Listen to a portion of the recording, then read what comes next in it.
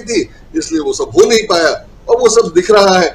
10 साल बहुत ज्यादा होता है, 5 साल में ये सब हालत नहीं हुई थी। 10 साल बहुत ज्यादा होता है और अब वो तीसरे की कोशिश कर रहे हैं।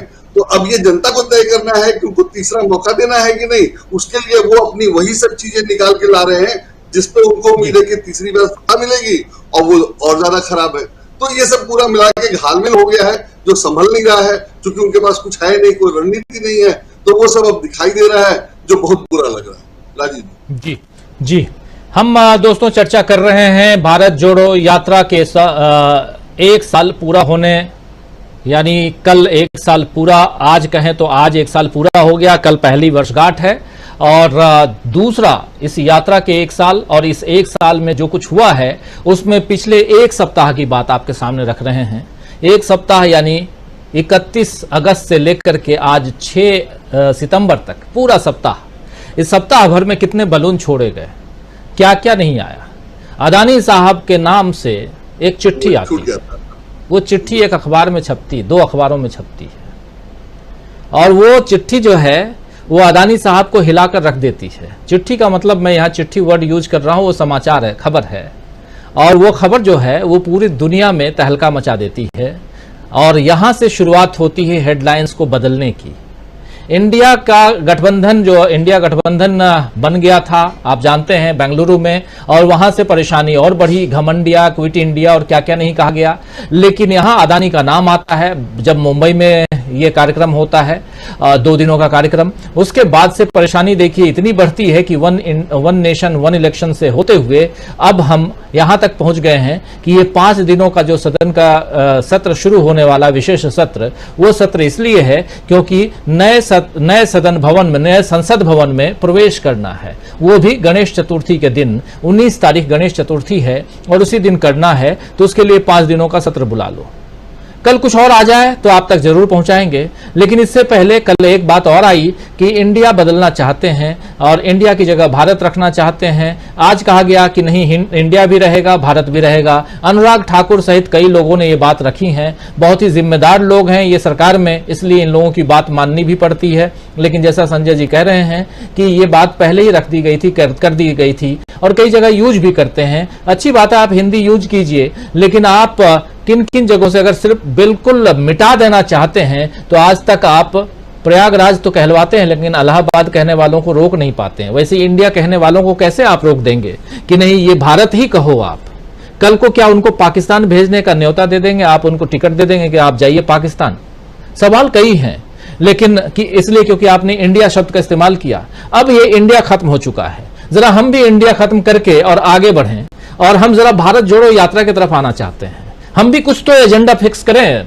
अमलेंदु उपाध्याय जी, जब एजेंडा ही यहाँ तैराया जाता है, बलून जब फेंका जाता है, तो हमारे इतने सारे साथी 10,000 लोग अभी इस कार्यक्रम के साथ जुड़े हुए हैं। तो दोस्तों आप सबके बीच हम भी कुछ, हम और आप सबके जरिए एक एजेंडा हम भी लाते हैं और ये समझने की कोशिश करते हैं कि क्या ये जो परेशानी का सबब है ये भारत जोड़ो यात्रा है। इस परेशानी के सबब का केंद्र बिंदु, जो मुख्य नायक है, फिल्म का मुख्य हीरो, वो राहुल गांधी है, ये समझते हैं। चलिए, और यहां से जरा अमलेंदु उपाध्याय जी, जल्दी से आपसे समझना चाहता हूं कि सब कुछ जो कुछ हो रहा है, एक हीरो है बीच में, वो राहुल गांधी है जो परेशान कर रखा है।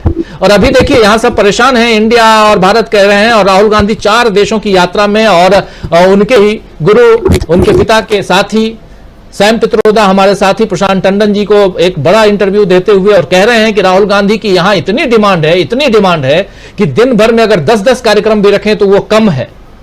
अभी आप लोगों को सुनाया कार्यक्रम की शुरुआत में, जरा समझू आपसे ये क्या है।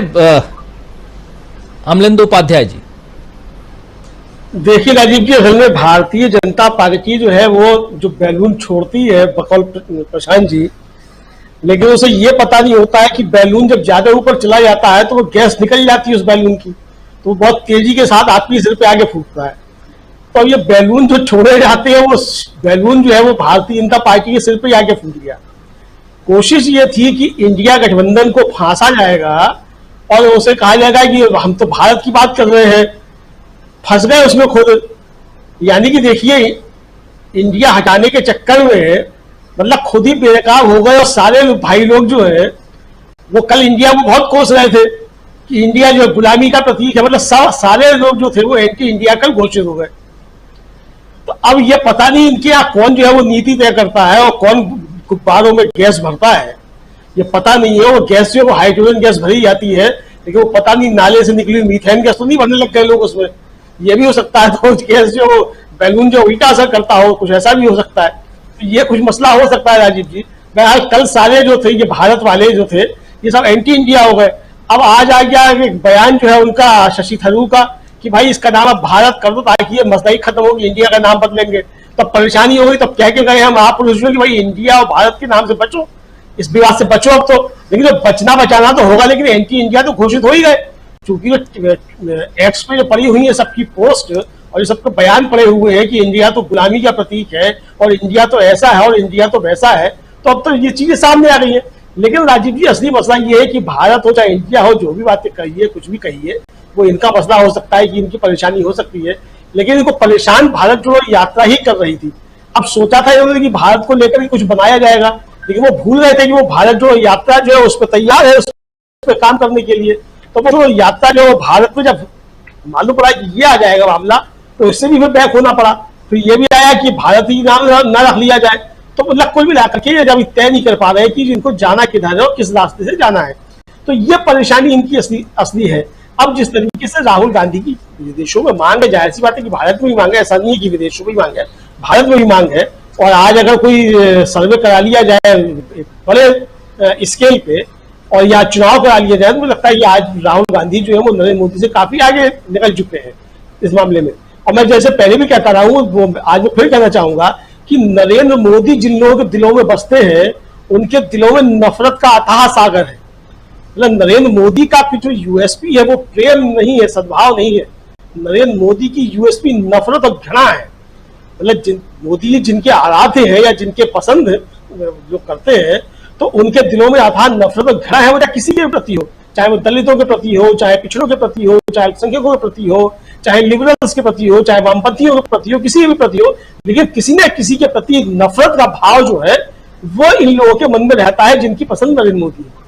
तो जिनकी पसंद राहुल गांधी है, उनके प्रति जो है वो प्रेम का भाव रहता है। तो यही जो है दोनों का अंतर है।